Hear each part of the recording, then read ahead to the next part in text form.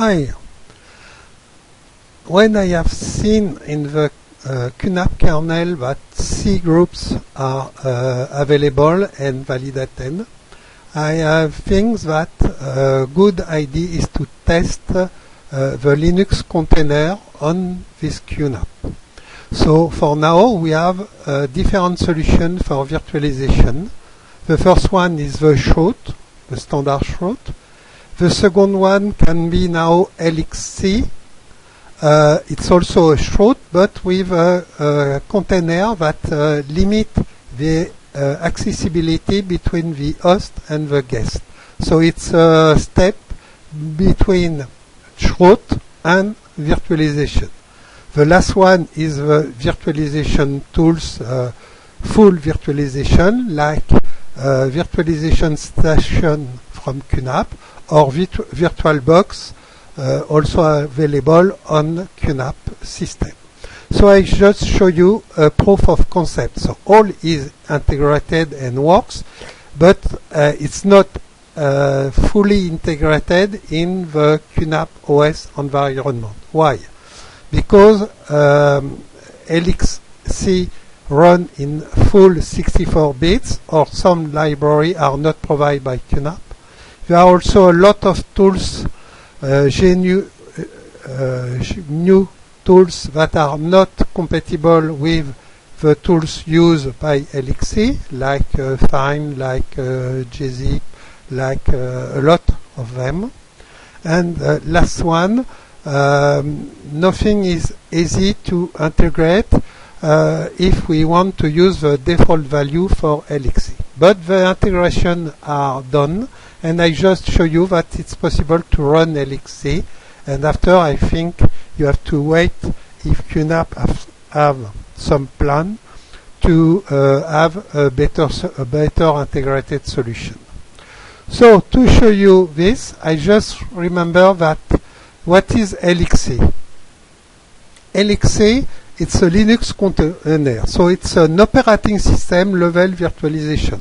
So it's need that they use the same kernel that the host system. So we use the kernel provided by QNAP. Using C groups, they are able to isolate some resource like CPU, memory, block I/O, networks, and so on. So the major difference with a shroot is that you don't share in all cases the networks with the host, but you can create separate networks if you want. So it's the major point. The CPU, memory, and so on, it's also interesting, but it's also can be managed with normal Linux tools in other hand. But it's very interesting to have this kind of solution because LXC also open the way to Dockers.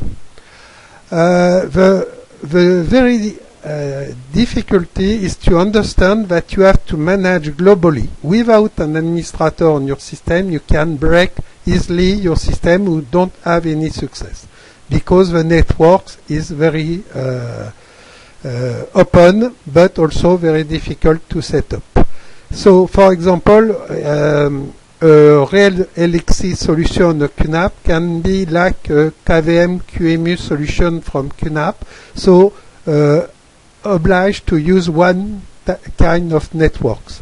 In KVM QEMU, it's a dedicated Ethernet links, even if other solutions exist.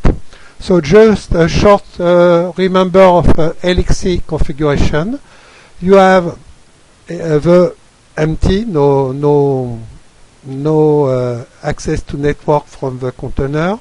You have dedicated network, like here. You can use virtual Ethernet networks. It's a couple of virtual Ethernet networks in a bridge at the QNAP level and sharing the ETH0. It's interesting because you can have a change between all, but it's more complicated because you add the virtual Ethernet driver to the ETH and a bridge on them. Another solution is the VLAN. So it's to use the normal VLAN solution, by creating secondary Ethernet 0 links sharing the same Ethernet 0. One other very interesting for me is the MAC VLAN, because it's like in VirtualBox when you share the same link, but you create multiple entry, each with his own MAC address and his own IP address. So it's exactly like if you have a separate server. So in this case, you have two separate entry and ETH0. So in fact, the same cards share three entry and mod bridge and so on and so on. It's just to explain you that you have really to understand the networks. Another very important point is to understand that a container is exactly like a chroot. You can start with chroot any folder containing a containers, and you can access directly to the containers using the host access, because it's a folder and it's not hidden part and so on.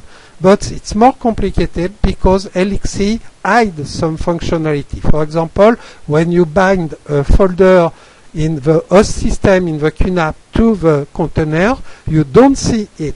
So it can be very dangerous, and there were a lot of cases where if you don't have a good administrator, you can have a lot of problems. So now I just show you the availability. So I just use console. I start a first console, and the first thing is to verify that we can use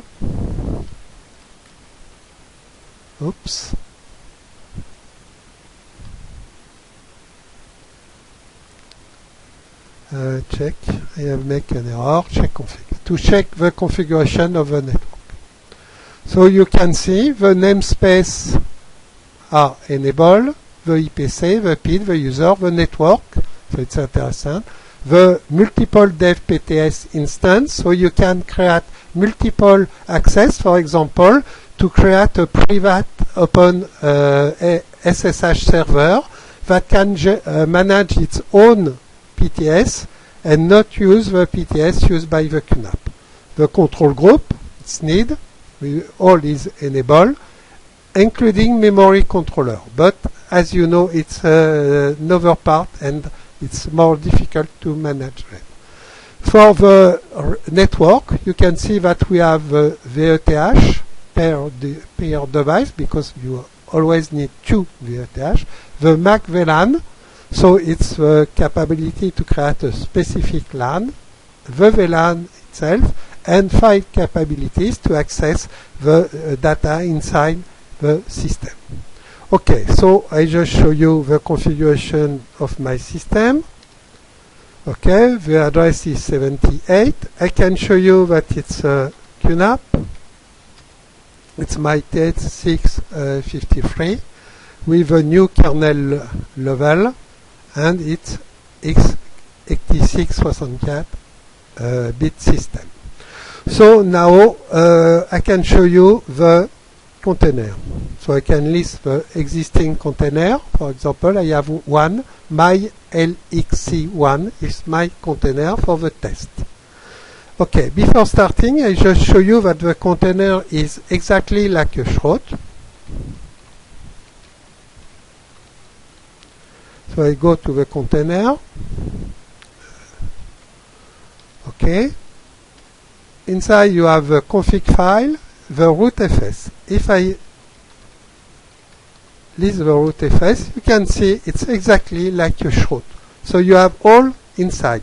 The difference is when you start LXC, in fact you start the system itself. So all the file in the init.d here, because I use a Debian system, are executed. So you duplicate eventually all the things that you are already in the QNAP size.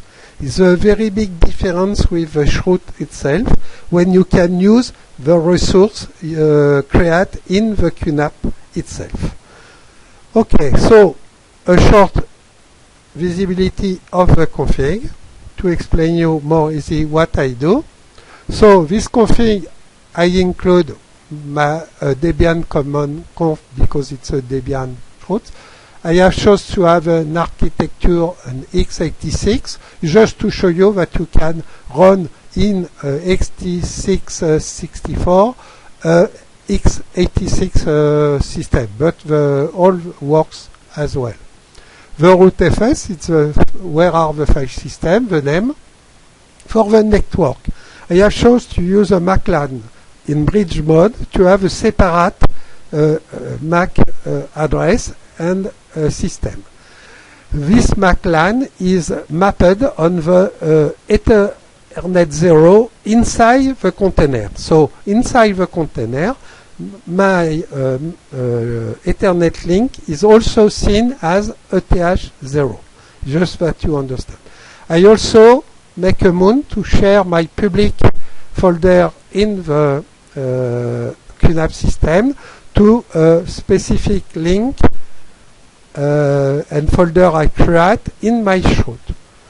So the most important point is to understand that this mount, even it's a mount bind in QNAP side, is done without trace, is in ETCM tab. So you can see it, and in some cases it can be a dangerous action.